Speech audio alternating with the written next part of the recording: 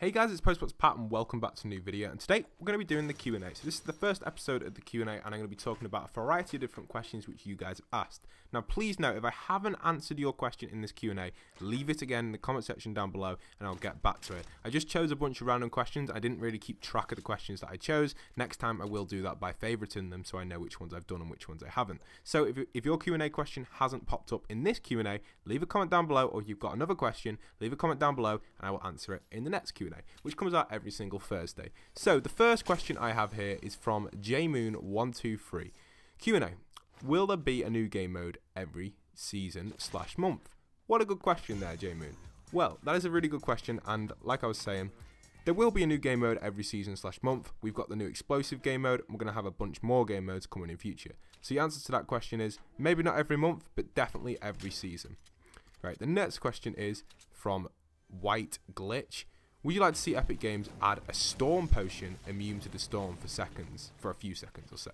Immune to storm for seconds. Alright, so this is something that I've actually come up with a while ago in my head. I've heard other people talking about it as well. It's a great question, but will we actually see it in the game? So potentially, yes, we could see this in the game, but we might not. It's something that I can imagine coming into maybe a special game mode or a special type thing. But would I like them to add it in? Yes, I would, but maybe only say a 20-second storm potion, and it only works on maybe the first 2 storms or something. But it could work on every single storm. Yes, that'd be a very cool feature to add in, and I think it's something that potentially we may see in the future of Fortnite. A pretty cool question. Thanks for that question. The next question is from Raindrop Gamer. I just got an Xbox One for Christmas. What are the best places to try and land in Fortnite? So the best places, in my opinion, will be to land if it's your first ever few games playing on Fortnite and stuff. You want to be going for stuff like Fatal Fields, Anarchy Acres, and then sometimes go into the outer skirts of the map, maybe Wailing Woods, Lonely Lodge, and Moisty Mire. Them spots are very quiet for newcomers, and I always go them as well because you know that not many people go there, and usually you can beat the people in combat.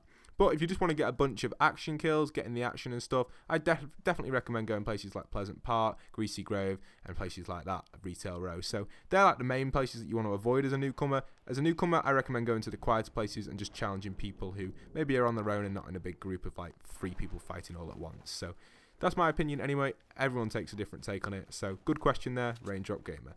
The next question is from the Beast Gamer Boss, who actually said, "Hey Pat, hey Pat, why haven't you uploaded to your Pat's Jump channel, the second channel you created? On your Pat's Jump, the second channel you created, sorry about that. But yeah, why haven't I uploaded to that? Well, basically, with all the new Fortnite content and stuff, I've been quite busy, and I've just not really had time to get through all the Fortnite content and everything, and get it all right and stuff. So, I managed to get it roughly about alright, so with my Fortnite content, so that's taken a lot of time thinking about that, and I just really have not had time for Pat's Jump. However, when it comes around to summer, I'm hoping to maybe do some stuff on Pat's Jump, or maybe just use Pat's Jump as maybe a second channel later on in the future. It's always good to have it there though, and it's good to see you guys supporting that channel just in case something does happen to this channel. So thanks for all the support on my second channel. I know I haven't posted out on it. I will put a community status on that very soon. Great question there though, thank you very much. The next question we have here is Q&A. Do you add fans in Fortnite? Now, I've got a bunch of questions from different people asking about this, asking about fans playing with me on Fortnite, asking about what are you going to do, live streams and things like that. Something that I do consider doing highly. I used to have a series on my Minecraft channel called Subscriber Kingdom, which was aimed at playing with subscribers on the kingdom. Now with Fortnite, it's going to be a lot harder because you can only play with 3 people in the squad. However, if I was to do a live stream, say every weekend or every 2 weeks, we could do a live stream where people join me, we play 1 game, and then you back out. That's the way it'd have to work, unfortunately, so we can get through as many people as possible. But that is probably the best way of doing that. Now, another good way of joining me and playing with me is just simply joining my game when I'm on Fortnite. I know a bunch of people do this, and I've had into the hundreds per day, and it is hard to get a game with me because sometimes I just leave it on the screen accidentally, and I see people ready and all. I feel really bad about it, but it does happen, and I think it's something that can be avoided, and it can easily be sorted out and easily be done if potentially it does need to be done. And I think it does need to be done on my channel, so I think we can do it. We just need to get it right and get a nice stream going and have some nice set rules so everyone can get an opportunity to play with me. Okay, so great question there. The next question is from Minecraft Gamer 38. Q&A: will there be private servers in Fortnite Battle Royale? What a great question. And this is actually going to be the title of the video. It's a great question. Staying with the Storm Shield as well. That was a great. They're my favourite 2 questions related to the game. Will there ever be private servers? Now we look at games like Ark Survival and stuff like that. We did see that being implemented kind of into them sort of games. It never got implemented into Minecraft, unfortunately. We had external servers, but it potentially could be put into the game within Fortnite. We see it in Battlefield 1, we see it in Battlefield 4, and all the battlefields have the server rent system. And potentially Fortnite would introduce this to have like a server rent system, so you can set up the game mode to be however you want.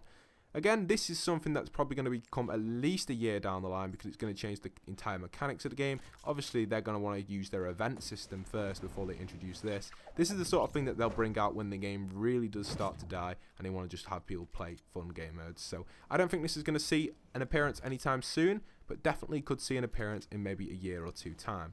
So yes, that potentially they will be thinking about adding that in. So the next question is from Pizza Eater. We have a Plyo subscribers on Xbox. Great question. We had that question before. Similar question to it. Yes, I will be doing hopefully in live streams, and I do play with subscribers randomly sometimes on squads and that. So I do it. It's very hard to get through everyone because there's a bunch of people. I do appreciate everyone trying to play with me, and I like to try and play with as many people as possible, but I can't get back to Xbox messages because I receive over 20 per, maybe like 20. They receive 1 near enough every single minute I'm online, so it's pretty hard to get through every single message. So the next question is from Barara Alatar. I think I said that right. I don't know if that's right or not. But the Q&A is, what is the best strategy to survive in the last 10 people? Best strategy, in my opinion, to survive in the last 10 people is either build a 1x1 and stay in it, or hide somewhere on the edge of the storm so no one's going to shoot you from behind. In my opinion, that's the best way of staying alive in the last 10 people. I will be bringing a video out on that very soon. I've had a bunch of questions with people asking about how to survive in the last 10 people. A great question, and something that definitely needs to be thought about when you're trying to survive them last 10 people. Alright, so the next question is from Moochie.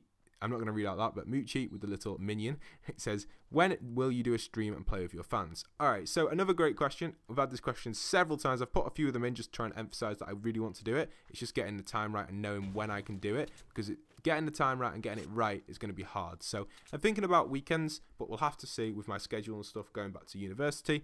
We'll have to see about that. So the next question is probably one of my favorite personal questions out of all these. When are you going to do a face reveal? Now, personally, I think depending on how fast my channel is growing, I'll probably do a face reveal at 100k. It's a massive goal, but if we do hit it, it'll be a great goal to do a face reveal at.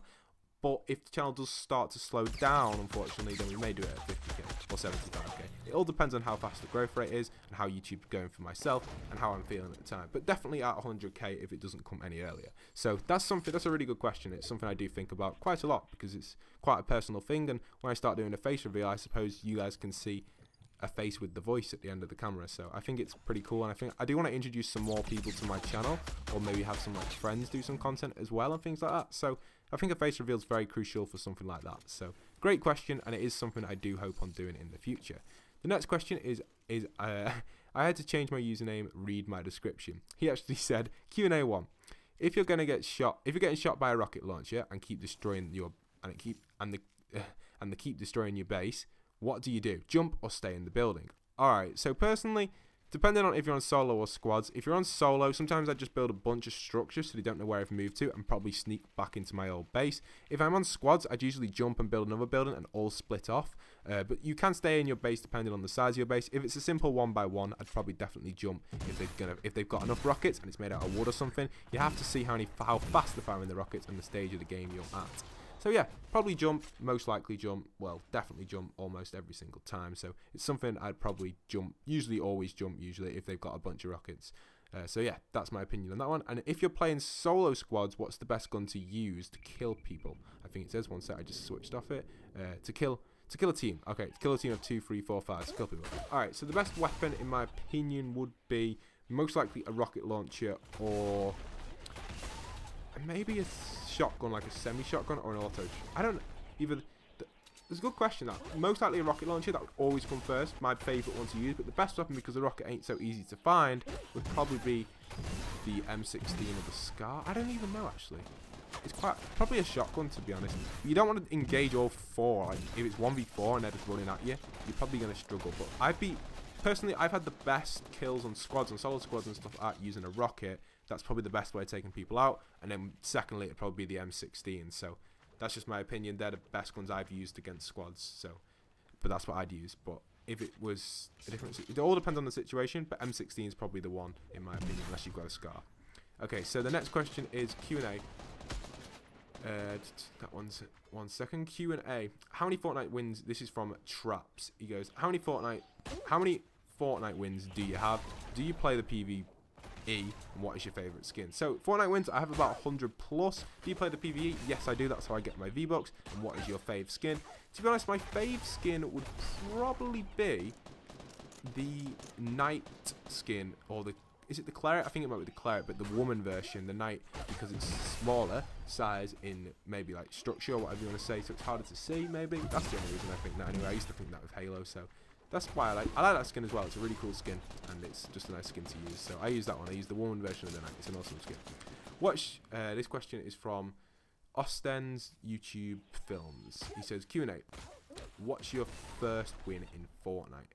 Good question there. My first win in Fortnite would probably be when the game first come out around September, when it was first released. When I first bought it anyway, around September, I got a little sneaky win where I got like 1 kill or something with a pistol at the end. So that was my first win, and it was a very easy one to do. Another good question coming up next is Tommy Clips. He actually asks, Q&A, are you going to do a Let's Play? Good question there. I will be doing a Let's Play in future. I do already have that Let's Play on my channel to how to win, but I hope to expand on that and maybe produce some more Let's Plays related around that. So that's really going to be it for this video. There's a bunch more questions. I've got so many questions to answer, and I'm going to keep some of the other questions. I'm going to mark which ones I haven't answered and add them into next week's episode.